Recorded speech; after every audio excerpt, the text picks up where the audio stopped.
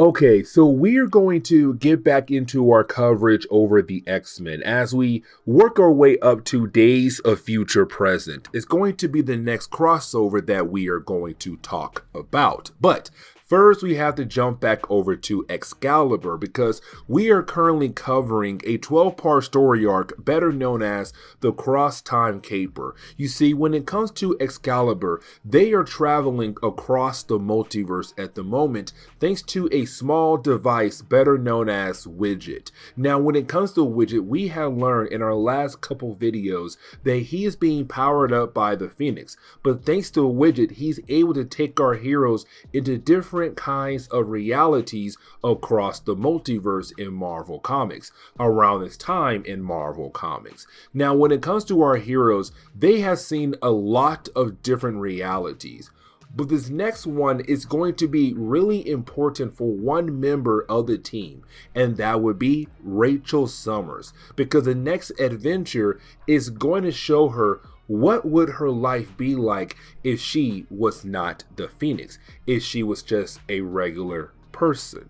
Now, the opening page does tell us that this story is being told to us by a young woman at a bar who's telling a crowd of people about the latest adventure our heroes had when it came to traveling across the multiverse. Now, of course, that takes place in the present, so now we have to jump into the past to get the full story of what happened to our heroes on their latest adventure. And so as we dive into the past, we do pick up with two different groups of people fighting against each other. Now, there is one group that looks very similar to Nightcrawler, but there's no actual connection between him and those people. But they're being led by a young woman known as Kimry. Now, when it comes to Kimry, she is trying her best to kill off the other group's leader, and her name is Angelique. Now, it does seem like Kimry might be able to pull off what she wants to do here, except you didn't have Nightcrawler appear out of nowhere. Now, we are told later on in the story, when it came to Excalibur, when they had arrived in this reality, well, Nightcrawler fell off the train and then crashed right in front of Angelique. Now, when it comes to Nightcrawler, it seems that she is in danger and he must protect her from Kimry, which he is able to do, except after defeating Kimry and her people, well, somebody comes behind him and knocks him out, and we're left to wonder what is going to happen next to Nightcrawler. But now we have to jump over to Kitty Pryde and also Rachel Summers. Now, just like Nightcrawler, they were separated from the rest of the Excalibur group, and currently they have been hung up upside down in a random smokehouse that is owned by a particular cook who is going to use them in the next meal most likely. Now, when it comes to our heroes, they do try to use their abilities as a way to escape, but unfortunately, their powers are currently not working. Now, we are not told in the earlier parts of the story why their powers are not working, but it will be explained to us down the road. Now, when it comes to Kitty, she was trained in different kinds of ways to escape from different kinds of binds. And so she was able to break free, but also break Rachel free as well. But as soon as they break free, well, the cook comes back and he tries his best to attack them. Now, they were able to defeat him, but as soon as they get outside, they are surrounded by different guards of the area. Now, it does look like, okay, our young heroes might be in danger, but one guy who looks somewhat similar to Lockheed steps up and says, no. As we all know, none of us here in this area like the cook, and he did kind of control the area. But thanks to you guys being able to get rid of him, now we're free, and now we want to accept you guys into our group because you guys did us a favor. But now I want to shift our focus back over to Nightcrawler because as we saw earlier, he was knocked out, but come to find out that he was taken over to the room of the princess.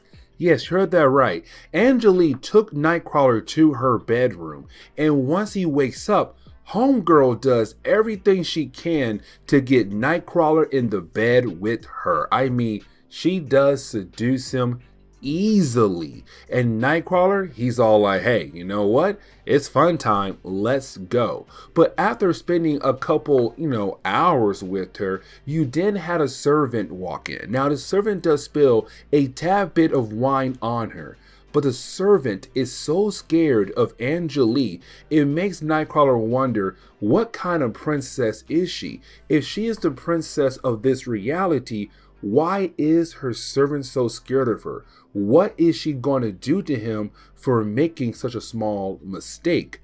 When it comes to Nightcrawler, his mind shifts back onto Angelique, who is asking for another round. But now we have to pick up with Alistair Stewart. Now, Alistair is not really part of Excalibur. He's really more part of the WHO organization, the Weird Happening organization. They travel around the world to investigate weird things happening in the world. Now, when it came to Excalibur, as they begun this adventure across the multiverse, unfortunately, he had to tag along. And so on this latest adventure, he's just trying his best to get away from a crowd of people of this reality who wants to, well, kill him. Now, something I also want to mention about Alistair is that he's part of a love triangle. You see, Kitty Pryde wants Alistair, but Alistair wants Rachel Summers. And so we have another love triangle in X-Men comics, or really Excalibur.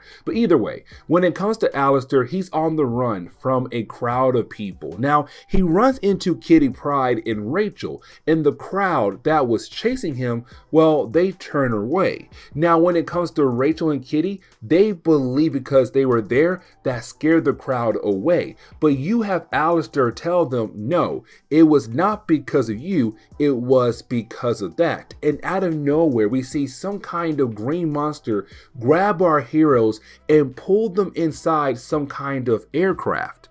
But now we jump back over to Nightcrawler. Now, when it comes to Nightcrawler, he's waking up after spending a lot of time with Angelique in bed. She did a number on Homeboy. But once he does wake up, he remembers that he had a strange feeling about her.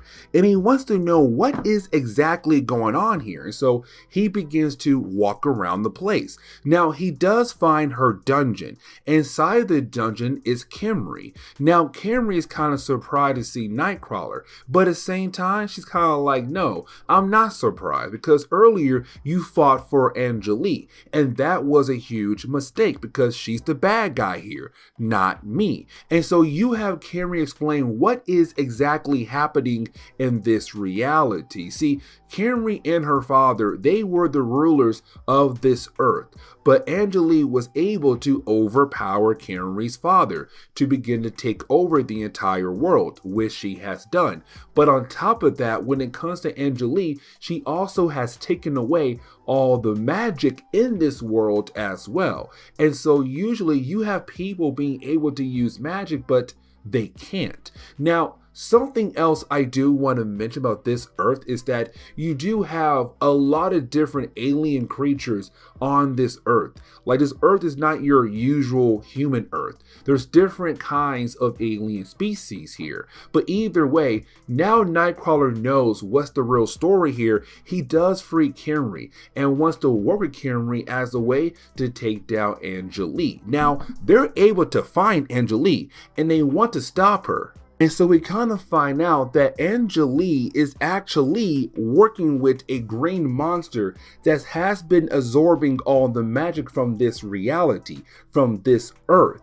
And that explains why there's no magic in this world, but also it's absorbing its life energy as well. Now, currently, it is feeding on Captain Britain and Megan, but also it's about to feed on Kitty Pryde and Rachel Summers and the magic on them. Now, Nightcrawler and Kimry are able to step in to hopefully save Kitty Pryde and Rachel Summers. But in the middle of the battle, when it comes to Kimry trying her best to fight against Angelique, well, that guard we saw earlier steps in to protect her. And we kind of find out that guard is Kimry's father. And so, like we saw earlier, Angelique was able to take over the world because Kimry's father allowed it. Now, he's killed off by Kimry in the middle of the battle. But you do have Angelique try to kill off Henry to only be saved by Kitty Pryde. But then that leads into the big problem, the green monster. Now, when it comes to our heroes, like I said earlier, they're not really able to use their powers like they usually do in this reality. And Nightcrawler tells us why. Because over the years, when it comes to our heroes, they have used their powers in different kinds of battles. But in those battles, some of those battles, they have been touched by magic in different kinds of ways. And so because of that, they have become part of the magic world. And so when they came into this reality with the idea of no magic, they were no longer able to tap into their abilities. Now, there is one person who still has powers, and that would be Rachel Summers. Yes, she is a psychic, and yes, she's not able to use those powers. But around this time in Marvel Comics, she was the Phoenix. Now, here's the thing, because Nightcrawler realized the creature is scared of the Phoenix and the power she holds. And so it's not trying to feed off her, but just the rest of the group. But Nightcrawler realized if he is able to hand over the Phoenix to the green monster to overfeed it, most likely they'll be saved. And so he throws Phoenix right into the green monster. And Nightcrawler knew, just like that, the power, the cosmic power of the Phoenix is just too much for the creature. And so we see a huge explosion. Kind of wondering what happened to our heroes when it came to that creature trying to feed off the Phoenix power. And so as we dive into the next chapter, we kind of find out that Excalibur is okay. As a matter of fact, after some time has passed by, Excalibur being celebrated across the entire world. You have parties non-stop left and right. With the creature gone, Angelique gone, the world is finally free once again. And so you have our heroes just having a good old time. And some characters of the team is having a great time. But there is one person who's kind of like not really down to join all the partying, and that would be Rachel Summers. And this leads into what I said at the very beginning of our video.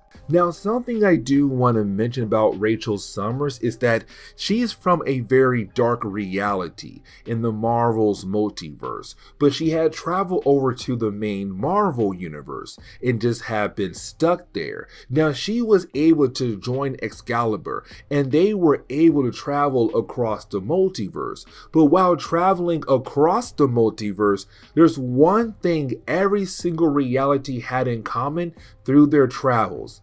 There was no Rachel Summers at all. You had different versions of Captain Britain, Nightcrawler, Megan, everyone else except Rachel Summers. Now, there is something else I do want to mention. She tells us that thanks to the green monster, it seems like it was able to absorb most of her Phoenix ability, her Phoenix energy. And so for once, she's technically just a normal person.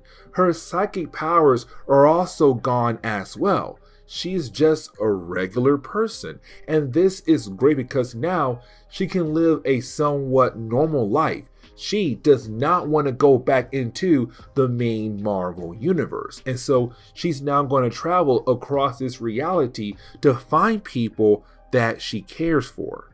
And so we kind of find out that it has been a few weeks since she had left Excalibur trying to live a normal life in this reality. Now, after a few weeks have passed by, we kind of find out that she found this reality's version of Jean Grey. And this is huge because in her reality, Jean Grey died.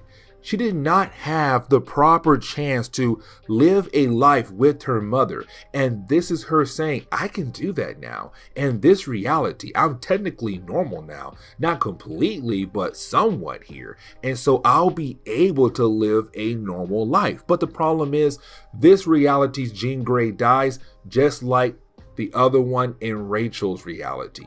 She's killed off by a bunch of slavers, and those slavers are able to grab Rachel. Now Rachel, she's heartbroken because once again, she had to go through the idea of losing her mother, but you also have Rachel get very upset that now she has to go back into the life that she was trying to leave. She was trying to live a normal life for once, but here she goes back into the reality of fighting and killing and protecting yourself against different kinds of enemies. But she is able to take down the slavers. Now we do pick up with another group of slavers. Now these slavers are actually talking about the idea of sending in an assassin to kill off Excalibur. You see, when it comes to Excalibur, they're trying to hold a tournament to pick a champion to protect the world, because Excalibur can't stay here forever to protect the world. Now these slavers, they were originally run off by Angelique, but now she's gone, and so they're trying to regain control. Now, as you had the slavers talking about that, we do see somebody overhear the conversation. Now, when it comes to the tournament, you do have a range of different kinds of characters who are able to jump into the tournament to go through the different kinds of tests that were put together by Excalibur. Now, there is one person I really do want to focus on, and that would be the mysterious woman in black. Now, the reason why, because she fights in a way where Kitty Pryde knows who it is. She knows it is Rachel Summers, because Rachel is currently using moves that Kitty Pryde had taught her over the years. And so Kitty knows it's Rachel, but Rachel is trying to have everyone believe that it's somebody else to hopefully win the tournament. Now for Kitty, it's not her saying, you know what, let me go ahead and confront her right now to figure out why in the world is she doing this for, but instead it's her just backing off. But she wants to know, why is Rachel going through all of this for? But now I'm going to jump forward to the part where the assassin actually attacked, because in the middle of the night, you do have Kitty Pryde, Nightcrawler, and also Captain Britain be killed off. Now Megan and also Alistair are still alive, but you have everyone else at the tournament believe it was Rachel who had killed off her fellow team members, because again, no one knows it's actually Rachel. She is wearing a disguise. But then you have Alistair realize it is Rachel. And so he tells Lockheed, or the alternate version of Lockheed, to not attack Rachel. It's Rachel. She's on their side. But right after telling everyone that, he is then stabbed by the real assassin. So now Alistair is dead. And that leaves Megan and also Rachel Summers. Now Megan, she's being held hostage, but Rachel is able to save her from the assassin very easily. Now the story does get wrapped up very quickly here, because we do pick up with Megan telling Rachel, you are the only person who has the ability to bring our friends back to life using the power of the Phoenix. Now, when it comes to Rachel, she does not want to do that at all, because for once in her life, she has the chance to be somewhat normal. But at the same time, the green monster from the last chapter did absorb a lot of the Phoenix energy out of her. And so she honestly does not know if she is able to actually bring out the Phoenix to save her friends, to bring her friends back to life. But thanks to the help of Megan, they were able to restore her magical abilities, or her Phoenix abilities, sorry. And so with the Phoenix powers being back, bam, just like that, her cosmic powers are able to bring back Captain Britain, Kitty Pryde, Alistair, Nightcrawler back to life. And then we jump to the present day. Because remember, this entire story was being told to us by a mysterious woman at the bar.